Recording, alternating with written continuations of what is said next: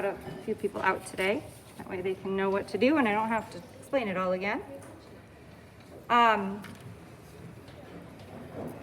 When you're ready to get started, you've got your supplies. You just need a little tiny bit of paint. Like I said, you can always grab more. We're going to start by filling this one of our wells in our paint palette. I bought these for us too so that you guys can each have your own. We're just gonna use our brush to help move some water from our cup over to our paint palette. And then we can take a little bit of that color and mix it into our water. And if you want to get really organized, you can do that a couple of times. Make a few different mixtures with different amounts of your color. So, the tricky part is though that these look a lot alike, don't they? You can't really tell the difference until you bring it over to your paper. So let me just show you. Here, you can wash that brush off and let's try this one. And here, these are very similar, right? So if we want to be able to create 7 different tints using water, we need to really pay attention to how much color we're adding. So some of my colors, like my lightest colors, the water was ever so slightly tinted with that color. That's not quite enough.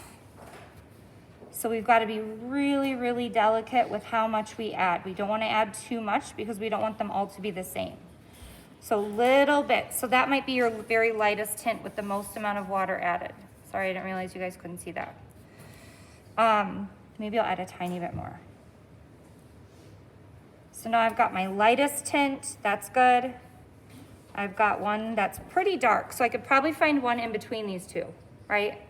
This one's very light, that one's kind of medium. So let's see if I can create a tint that is kind of in the middle of those two. So I'm gonna start with a lot of water again. Maybe I'll take the color from this one that's already watered down. That way I don't take too much color from that one here.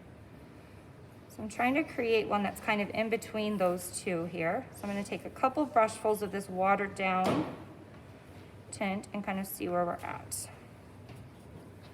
Still needs a little bit more. I'm gonna take a tiny bit of the actual pigment, the actual color. Careful not to add too much. That looks like it might be a little different. Not quite though.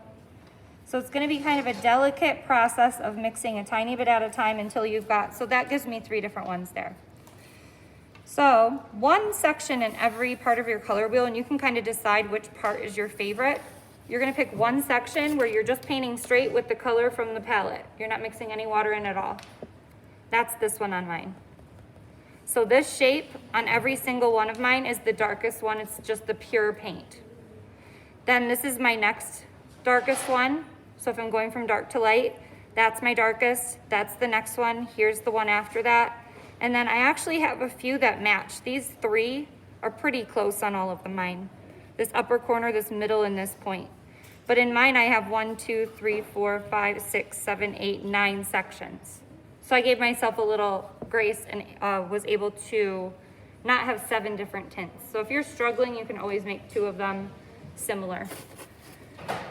So we can paint straight with the paint in one of these sections. Maybe this part of every design is the straight paint with no water added.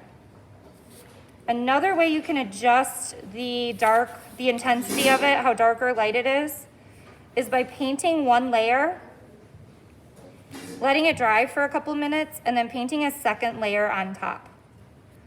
Okay? So that isn't as dark as it can be because it's a little bit see-through.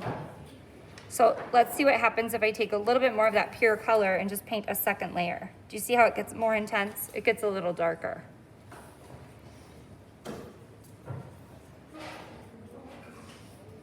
And then what I would want to do also, another important thing, especially when you're working with the watercolor paper, is wait for that one to dry. So my next one I paint, I don't want it to be right next door to this one. I want to pick one that's like got a little space between. So I'm going to come down here and maybe paint one of these next. So I'll grab my tint, and you can see how now this is a lighter version just by the amount of water I added. And then we'll let that one dry and work in a different area. Maybe I could paint that one next. So I don't want to be working right next to one that's still wet. Give it a chance to dry. The watercolor paper is very absorbent though, so it dries really quick. Does that make sense, guys? Okay. If you are ready,